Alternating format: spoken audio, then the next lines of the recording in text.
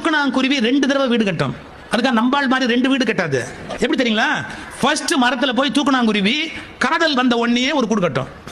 எதுக்கு தெரியுமா? அந்த ஃபீமேல் அதுக்கு ப்ரூவ் பண்றதுக்கு நான் வந்து ஃபேமிலியை ரன் பண்ற அளவுக்கு குவாலிஃபைடு. பார் எவ்வளவு அழகா வீடு கட்டியிருக்கேன்.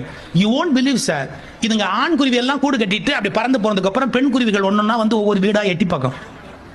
எட்டி பார்த்து இருக்கிறதுல எவன் நல்லா வீடு கட்டியிருக்கிறானோ அந்த குருவியை செலக்ட் பண்ணும் பார்ட்னரா. இது நம்ம பெண்களுக்கும் இருந்திருந்தா வீடு எவ்வளவு நல்லா இருந்திருக்கும் தெரியுமா? இவன் எதிர்காலத்துல காப்பாற்றுவானா மாட்டானா, இவன் குடிப்பானா குடிக்க மாட்டானா, உருப்பிடுவானா உருப்பிட மாட்டானா தெரியாம சிக்கிட்டு கடைசியில வாழ்க்கையில கஷ்டப்படுறவங்க எவ்வளவு பேர். அந்த தூக்கணாங்குருவி நம்மளை விட intelligent.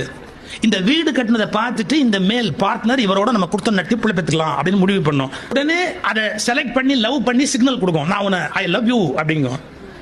Sir I love you சொன்ன உடனே மேட் பண்ணி இது முட்டை இடுறதுக்காக பெரிய வீடு இன்னொரு தடவை கட்டும்.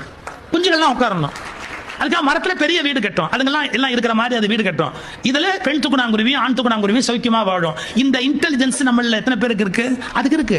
அது எங்கேயாவது பாலிடெக்னிக்ல போய் வீடு கட்டுறதுக்கு படிச்சுதா? அதுக்கு மட்டும் அப்படி அழகா வந்து நார கோத்து அழகா ஒரு வீடு கட்டுற டெக்னிக் அது எங்க போய் படிச்சது? Genetically carried out.